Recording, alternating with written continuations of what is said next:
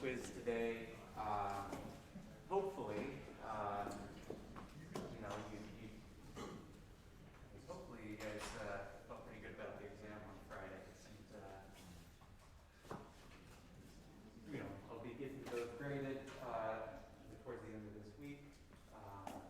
But, what I saw going on in the room looked pretty good. So, hopefully I'm not just buying your goodwill by giving you a quiz-free day today. What I do want to do is wrap up what we didn't get to in the last lecture. So we're going to very quickly breeze through the end of this model scaling problem we set up. And then get into the beginning of chapter 8, which is going to be all about flow-through plates. Okay, getting into the nitty-gritty engineering. But before we get there, I want to reorient ourselves in the problem we were considering using model scaling. Right? So we said we had this 180 meter in total high building. Engineers wanted to know what the wind load on this building would be at a wind speed of 10 meters per second. But we obviously don't want to build the whole building and test it. So, how do we proceed? And so the premise here is that we have access to a tunnel that we can fill with an arbitrary fluid. We can pressurize it to change the ambient pressure and the density if it's a compressible fluid. So we went through this multi-step process. For step 1, we did dimensional analysis. We said, hey, if we go through the method of repeating variables, our drag coefficient on the left-hand side, that's the name we'll give this pi term, is a function of all of these geometric only terms and a Reynolds number. So we said, okay, now given the, I guess 20 meters per second was the wind speed, but given the design point from the engineers for the full scale building, we said, all right, here are all the values, the numerical values of those terms on the right-hand side, including our geometric terms and our Reynolds number. We said, all right, now let's decide how we're going to design our model so that we maintain our various types of similitude or similarity. So, geometric scaling, okay, where we said we have a scale factor of 1 to 50 based on the fact that our model can only be 3.6 meters high total. So all of the geometric features scale uniformly by this 1 to 50 scale factor, and that itself means that all of our geometry-only terms, our pi terms that only involve length ratios, are automatically equivalent at model scale to what they should be at our prototype scale.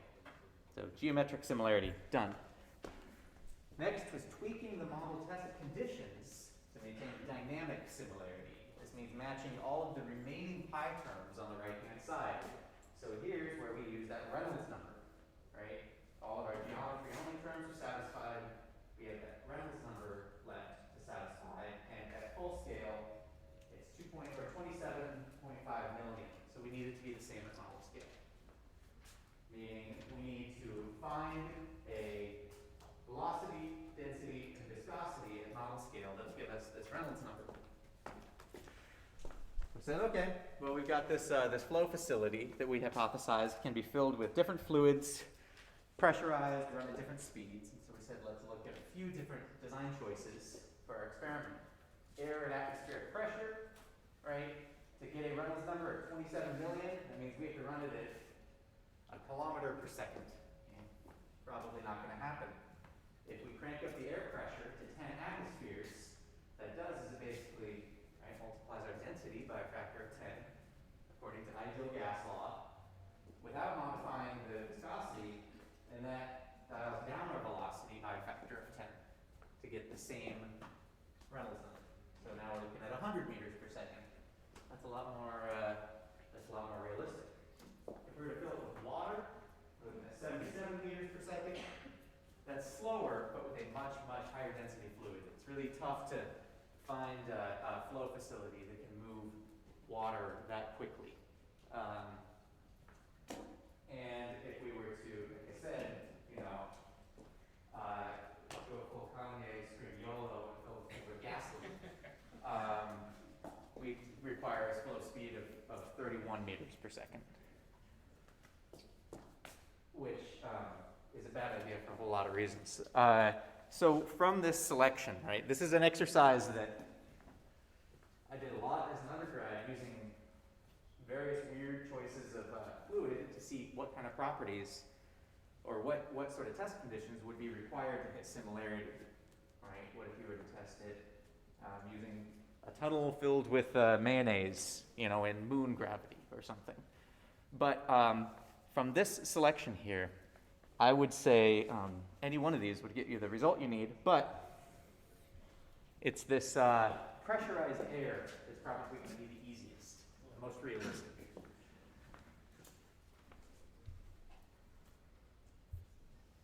So then we perform the model scale experiment. And this is what we didn't get to before, right? So we put our model into the wind tunnel. We crank up the pressure to 10 atmospheres. And measure force in the building.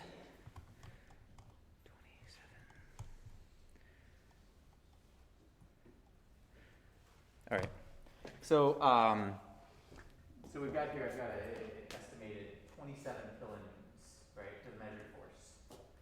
That's a pretty big force, right? We're looking at, if it's roughly 4.5 newtons to a pound, we're still looking at, what, about 6,000 or 7,000 pounds, okay, of force. That's a lot, right? But it's a lot smaller than the actual building. It's something that we can measure. We've got load cells that can measure, several thousand pounds without too much issue. So once that is in hand, okay, we say, okay, we've got a measurement of U1 at model scale, which is, right, drag on the model, 27,700 newtons. And we want to turn that into the corresponding pi term. All right, so pi 1 at model scale should be equal to drag at model scale divided by rho times model scale speed squared times the model scale's breadth squared. And give me one moment.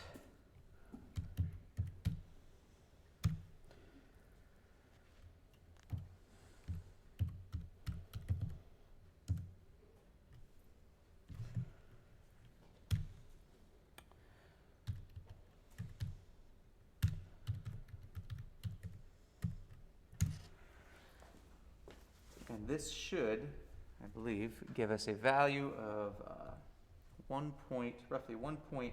Okay. Now, this is where that leap between scales occurs. We said because all of the right-hand side pi terms are the same at model scale as they are at the full scale, then the left-hand side must be the same because the function governing them, the relationship between the right-hand and left-hand side, that unknown phi, it doesn't know the difference, right? It's just numbers in, numbers out. And as long as you put the same numbers in, you get the same number out. So we say that pi 1 at prototype scale must also equal 1.41, right? Assuming that you have similarity or similitude has been correctly maintained. So we can say now that the drag on the prototype is equal to, right, that drag on the model divided by rho d model squared, or, times, okay, so this is that quantity that's equal to 1.41 times rho prototype times v the prototype squared times v of the prototype squared.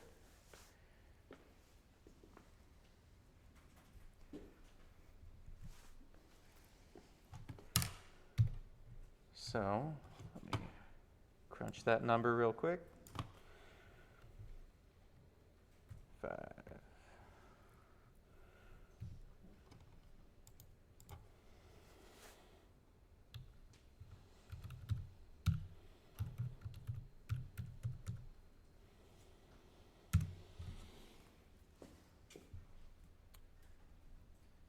And I get 1.558 times 10 to the 7th newtons. Okay, that's 15 meganewtons. We're looking at roughly about 3 million pounds force, which, again, something we would not easily be able to measure at full scale. And so this hopefully demonstrates why model scaling is so powerful, right? Because it gives you a process by which you can take a phenomenon, and as long as you understand the basics, what physics are important to that particular problem, you can design an experiment such that all of the same physics are represented, but at a much more manageable size. Okay, and this can mean scaling up or scaling down.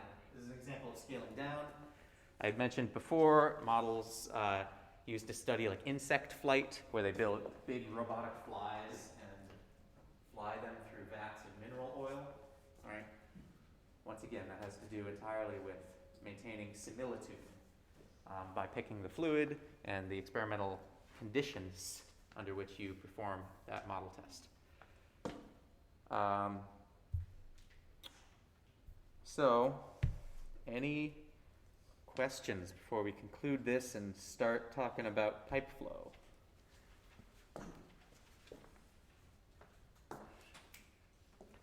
All right. So, we're on.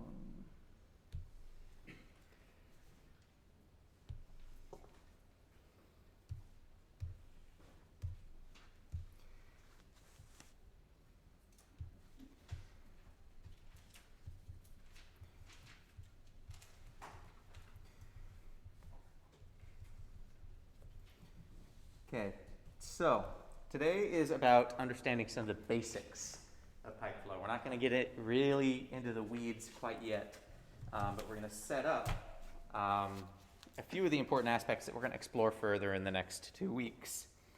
So, objectives for today.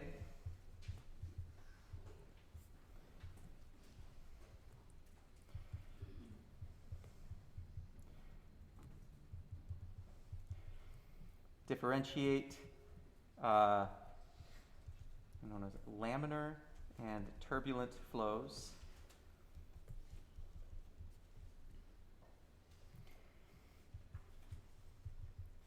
Define and calculate, it's called the entrance length. And relate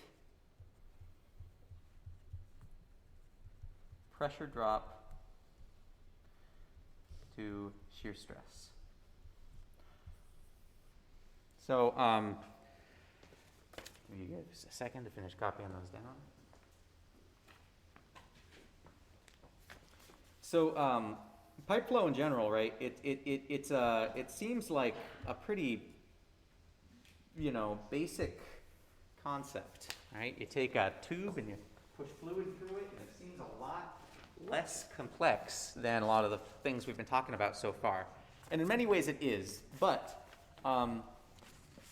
it's so important, okay, in all facets of engineering, and it's so autonomous, right? Or so ubiquitous, sorry, that you can't get away from it.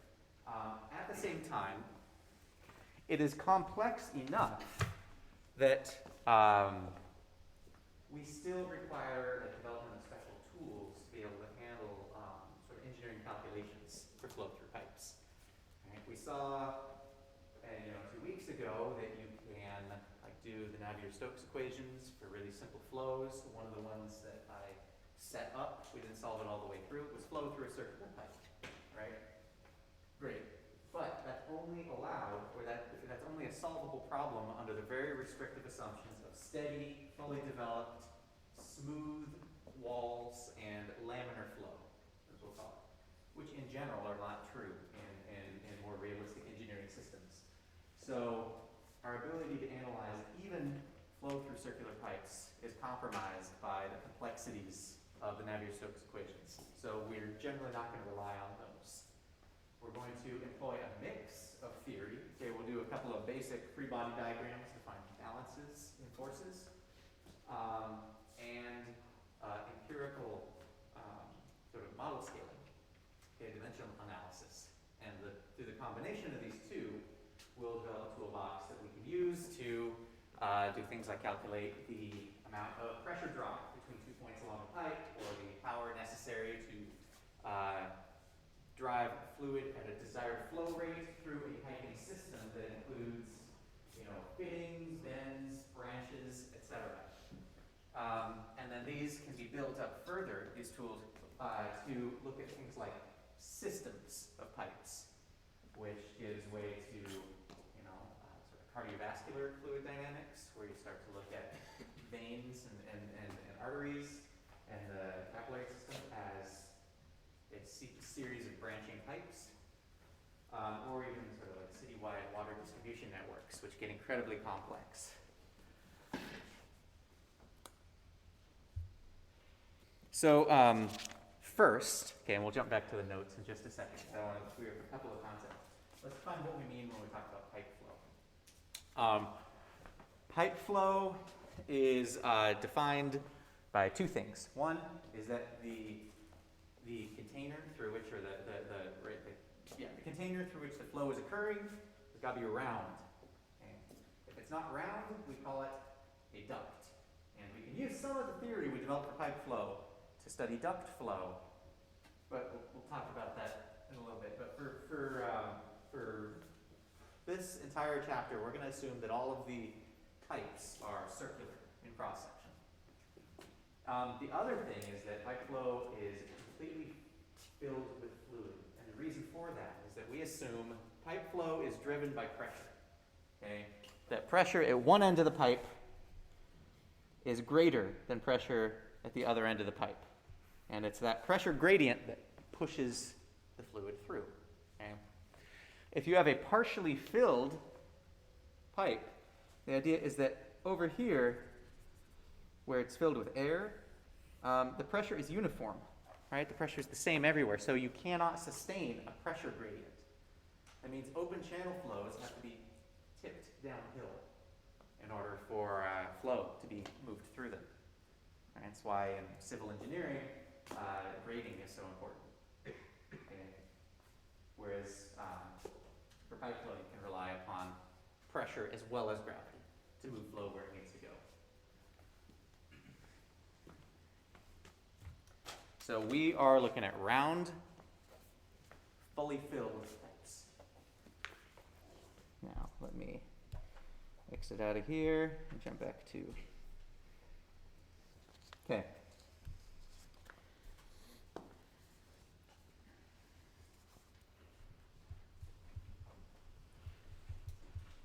Flow.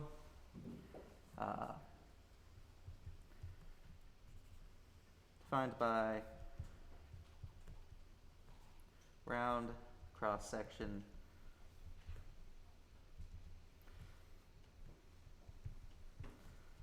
full of fluid, which means pressure and gravity driven.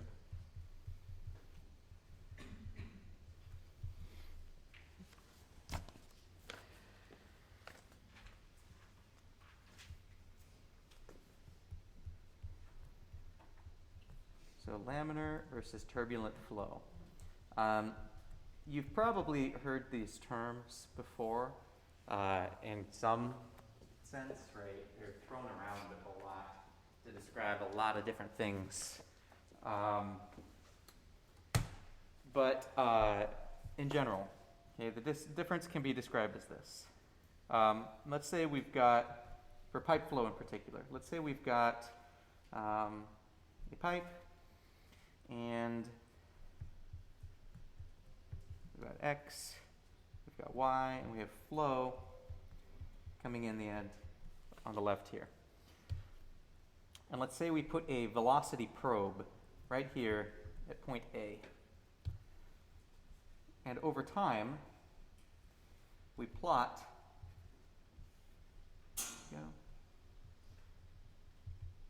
time, and over here we plot u of A. That is the x component of the velocity.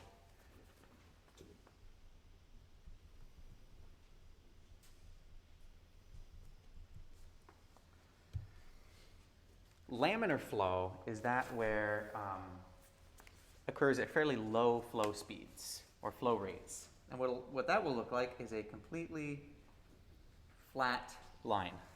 Okay.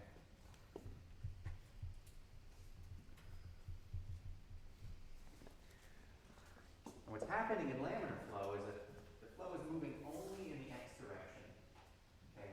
And there is no mixing between adjacent layers of flow. That's where the name comes from the root word of lamina, which means layer. And in laminar flow, we envision that the flow is made up of these sort of ring-like layers that move past each other, okay, with no mixing between. If we crank the flow speed way up, then what we get is going to be something looks like this, right? Which we would call turbulent flow. And turbulent flow is characterized by the very opposite.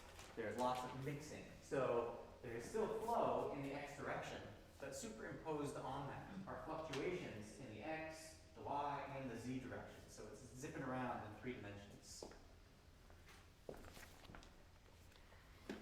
And then at intermediate flows, kind of between those two, you have what's called transitional flow, where it can act laminar, except for little bursts of turbulence.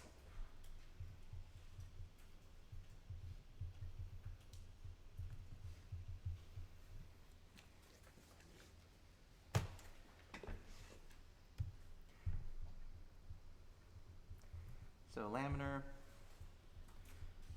smooth, steady flow in the x direction only. Actually, I'm going to rephrase that and just say in one direction only, because it can be in any direction.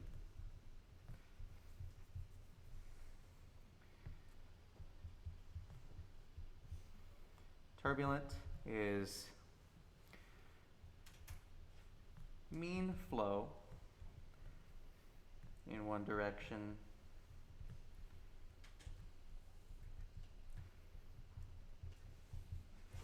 with fluctuations in all directions. And transition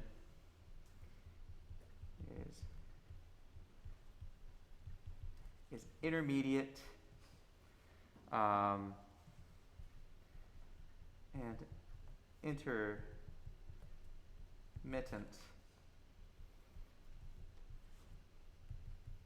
laminar flow with bursts of turbulence.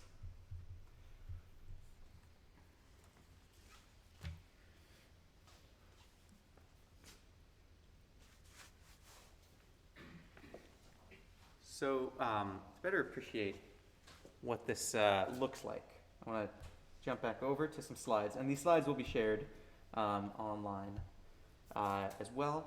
But, kind of jump back in history to this guy named Osborne Reynolds. Right?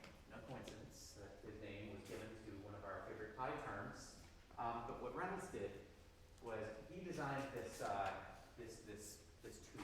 that had this gradual kind of funnel entrance and flow from left to right, and had this little needle that would inject dye into the flow. And what this was designed to do was illustrate how the flow was organized. If it was laminar, okay, that dye streak would maintain its shape. It would just look like a little filament. And as turbulence developed and those fluctuations came in, it would begin to stir up and mix that dye stream around. We actually have a recreation of this in the fluids lab. It's something I'd like to pull out as for a demo at some point, or rather bring all of you there for a demo at some point. But right now it is out of commission. So instead, let's take a look at this video. And what we're looking at right now is actually flow from left to right, and over time, the velocity is gradually increasing. So we start to see these little fluctuations, okay? So it started out laminar, it's getting into transitional flow, and then we begin to see that even though we can still see the overall, structure of that dye stream, it's increasingly being mixed up, and then eventually we get to the point where it just looks like a cloudy blur, right? It's being fully dispersed and fully diffused across the width of the pipe. And cool. How do I exit this now?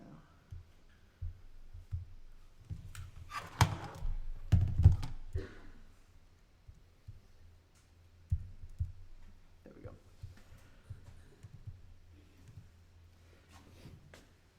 So another illustration of what that looks like.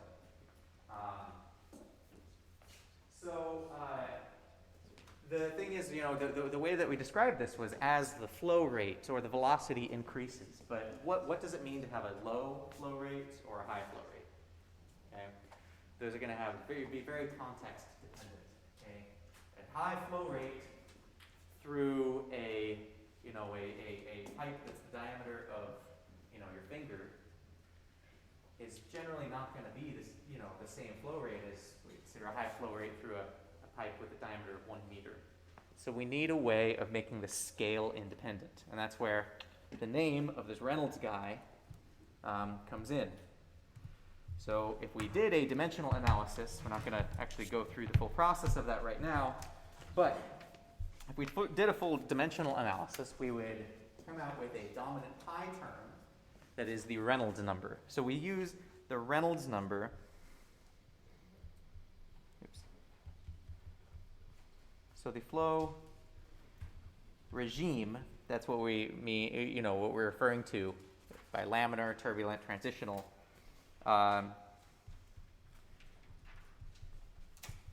Is dictated by the Reynolds number, which is RE is equal to rho mean flow speed diameter over dynamic viscosity, or can be written as V over kinematic viscosity, because kinematic viscosity is defined as dynamic over density. So either one of these are equivalent.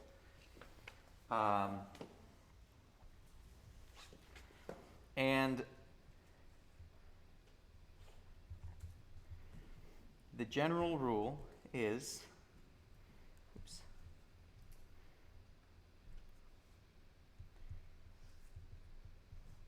that the flow is laminar for Reynolds numbers below roughly 2,100.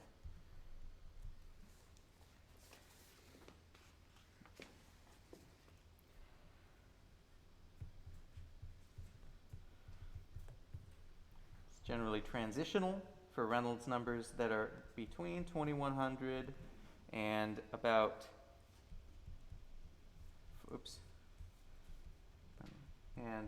4,000, and is turbulent for Reynolds numbers greater than about 4,000. I'm going to put approximate signs under each of these. So the reason I say about, or approximately, is that some other factors definitely play into this, right? The roughness of the pipe is going to play into whether it's laminar or turbulent. The way that the little injection nozzle or the way that the pipe's entrance is designed is going to play into even vibration, right? If you take a pipe with laminar flow and you bang on it and produce, vibration, it'll generally cause it to jump into turbulence. In fact, Osborne Reynolds' original experiment is still set up in London, okay? But it doesn't work anymore because when it was designed, there was no traffic. And now, just the vibrations transmitted through the building floor due to all the traffic outside makes the flow jump to turbulence much earlier than this historic experiment did. So, lots of mitigating factors here. These are general approximations, though. So, let's look at a quick example.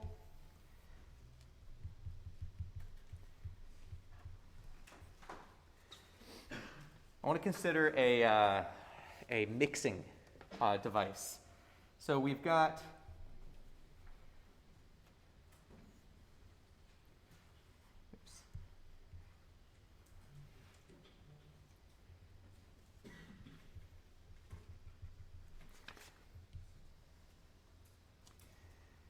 So we have two colors of paint that are being mixed together using this this mixing nozzle. Okay, so they're coming in from opposing directions.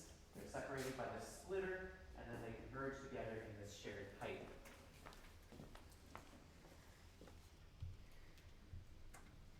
This pipe has a diameter of 5 centimeters.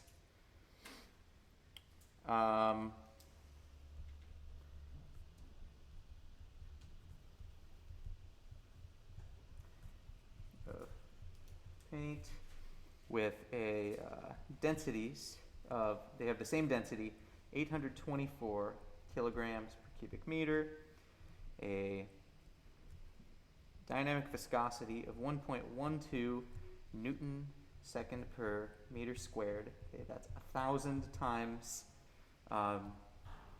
the viscosity of water, and a mean flow speed of 1.22 meters per second. So the question is, right, where they come out of the pipe,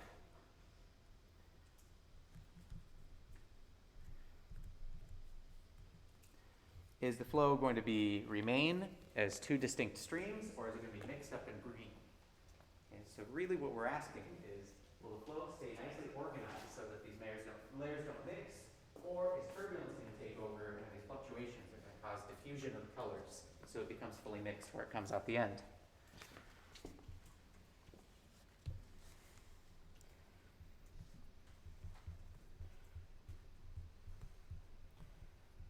The green where it emerges from pipe.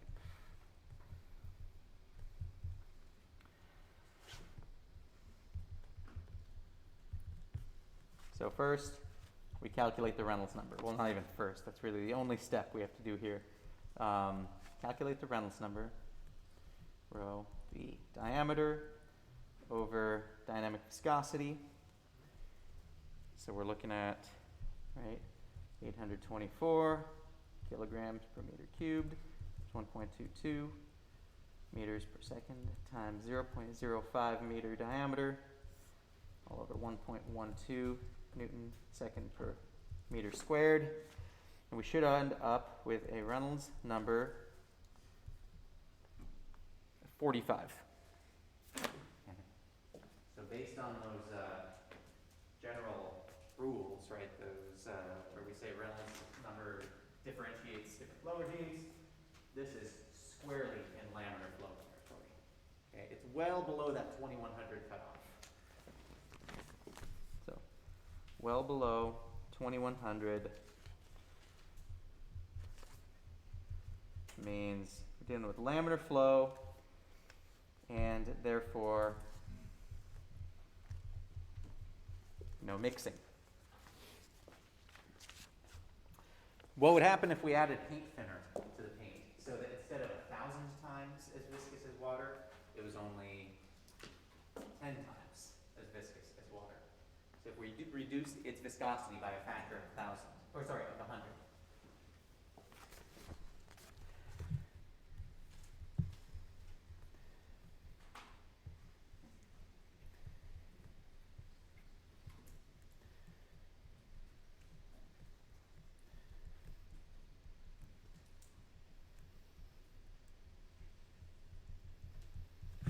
Well, all we really need to do here, okay, we could recalculate it. We could say, all right, now if our viscosity is, 1.12 times 10 to the negative second, okay, second per meter squared, or we could look at the value of Reynolds number, right? If mu there in the denominator is 1/100th, what gets us a value of 45, then it's going to multiply our Reynolds number by a factor of 100, right? Reynolds number increases to 4,500, okay, which is greater than the 4,000, which is going to get us turbulent flow, probably, and therefore we'll end up with uniform green paint coming out of the end of the pipe. This is one of my favorite illustrations. I really want to build one of these and bring it in as a demo, but to kind of illustrate just how organized flow is when it's laminar. There's this little demo here that I'm going to pull up. So what we're looking at is a clear acrylic cylinder, and it has another really nice resolution, I know, but it has another cylinder down the center. So it's basically, we have this this annulus of fluid, and I believe it's made of it's either glycerin or cornstarch. And what they do is they drop in. So they drop in these colored blobs of the same fluid.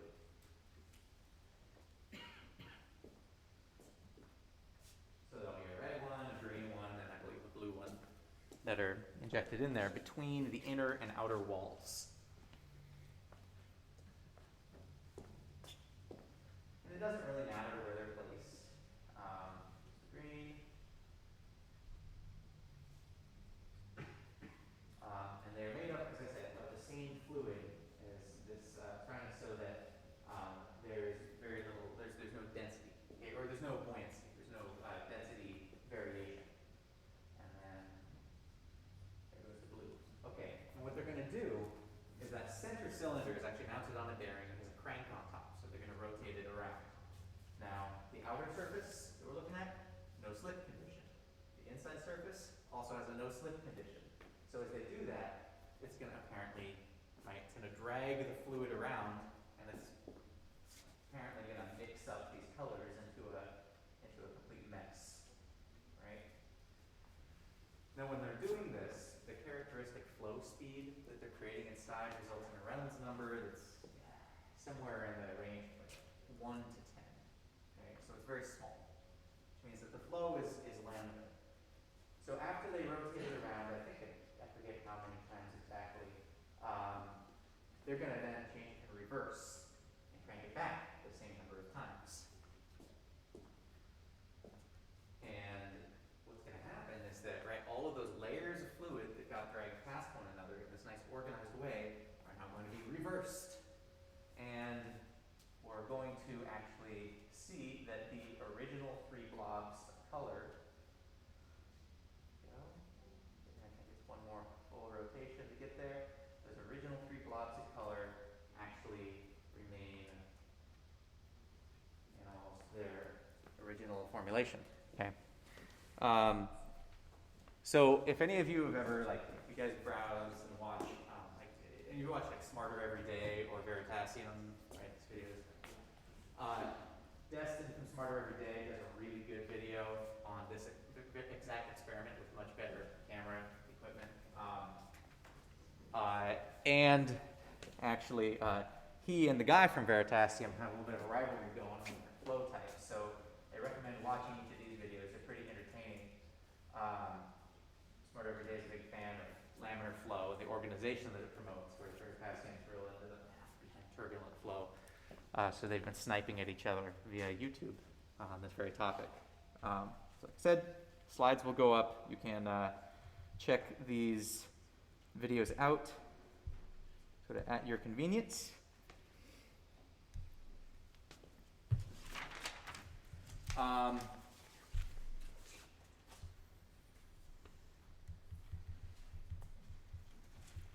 Moving on to what we call entrance length.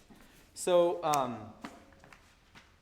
the flow, right, in a pipe is it at some point it had to have entered the pipe, right? Big logical leap there. So what happens when flow enters a pipe is it actually undergoes some local accelerations and decelerations. What I mean by this is, imagine, let's do this a little bit better. There we go. So let's imagine that flow enters this pipe drawn here. And when it does so, it's going to have a uniform velocity distribution.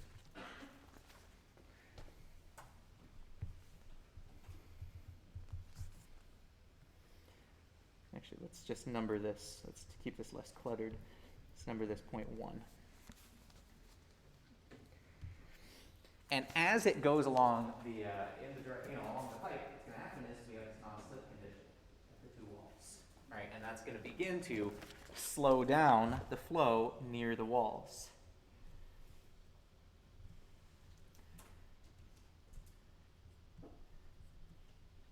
And so the region near the walls is going to have this velocity gradient,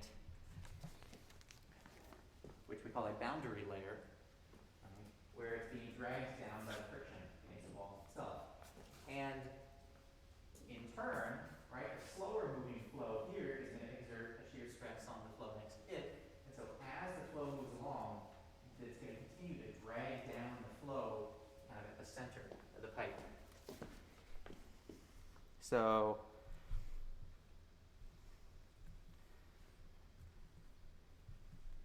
that this boundary layer is going to continue to sort of propagate into the flow by sequentially dragging down the flow, the lamina next to it.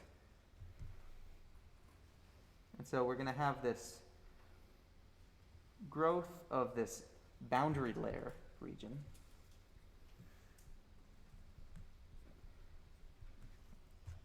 At the center here, we'll say that we have uniform flow, and we have our boundary layer. And eventually, those boundary layers are going to meet. And when they meet, then you get to the regime that we call fully developed flow, which we introduced in Navier-Stokes. And basically here, if I continue this out,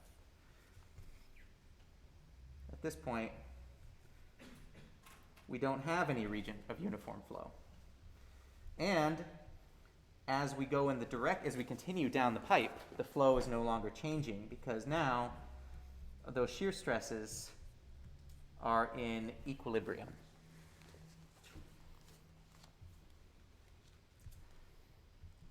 So this region we call, where it has a developing boundary layer,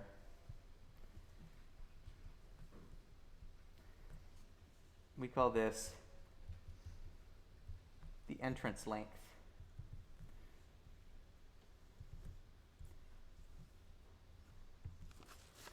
And beyond that, we refer to fully developed flow.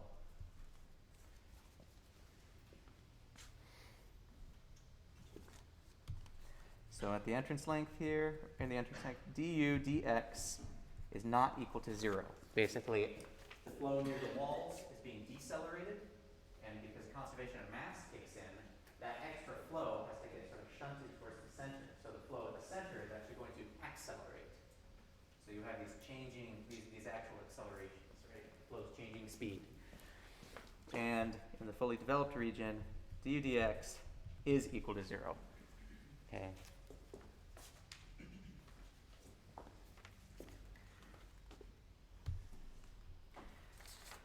So lots of things can sort of create this flow development, right? If it enters a pipe, flow enters a pipe, you'll have this entrance. Additionally, let me see if I can grab this photo and bring it in, or this picture and bring it in.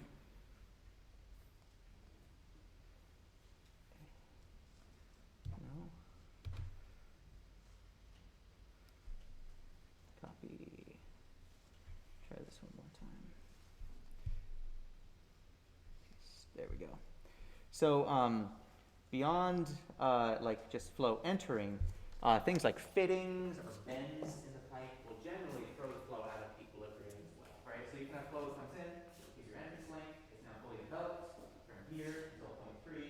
It goes around this bend, and that creates this sort of, it throws some of the momentum out towards the other edge, okay? And from here to here, or rather from here to this point now, the flow has to redevelop and re-equalize.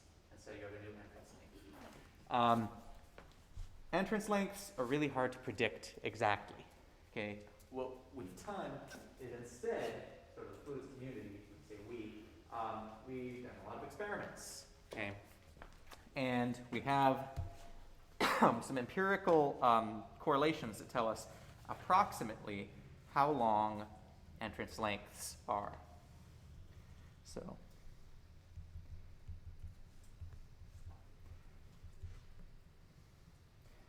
experiments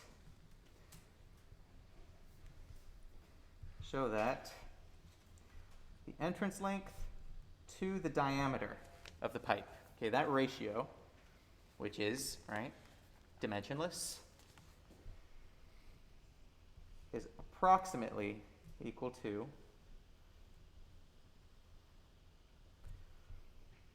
0.06 times the Reynolds number for laminar flow, and about 4.4 times the Reynolds number to the 1/6 power for turbulent flow. So there's a great example of, right, how somebody performed experiments in laminar flow and turbulent flow, and each of those fitted a curve.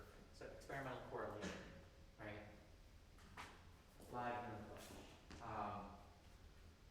So we have, right, you have to determine whether the flow is laminar or turbulent, and then you have an estimate based on that Reynolds number of what the entrance length is going to be.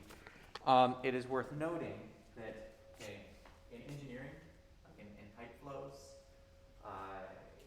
commonly we're dealing with pipe diameters and flow speeds that put us in the range of Reynolds numbers of about 100,000 to 1 million, which means that we're looking at, let's say, around 1 million. Okay, so we're in turbulent flow, and at a Reynolds number of about 1 million, Reynolds number times to the 1/6 power will give us a value of 10, and so it'll be generally about 40 to 50 pipe diameters for the flow to reach its fully developed state. So that's a real quick off-the-cuff estimate if you're pretty confident that you're dealing with turbulent flow, and it's pretty accurate for a large range of engineering scale problems. One final remark, and then we'll kick the final topic to next lecture. But pressures and shear stress.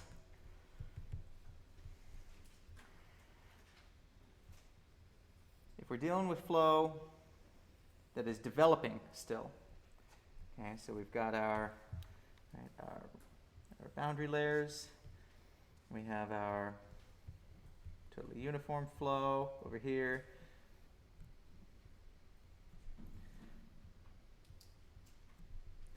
And our fully developed flow over here.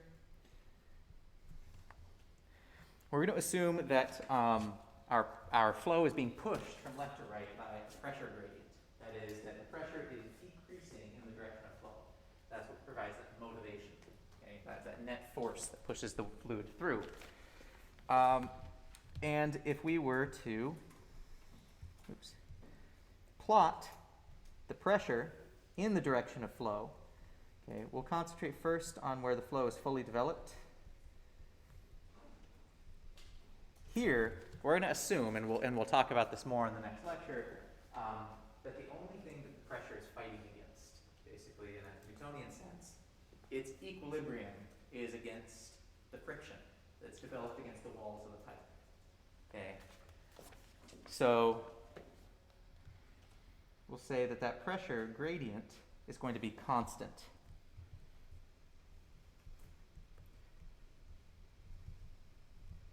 Constant gradient or a constant slope.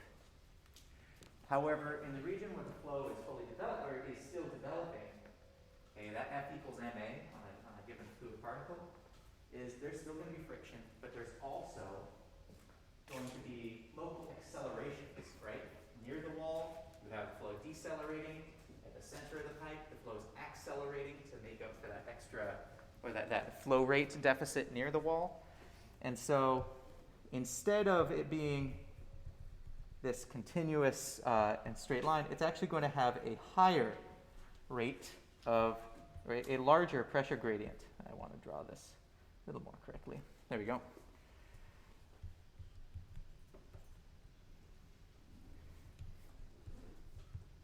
Larger pressure gradient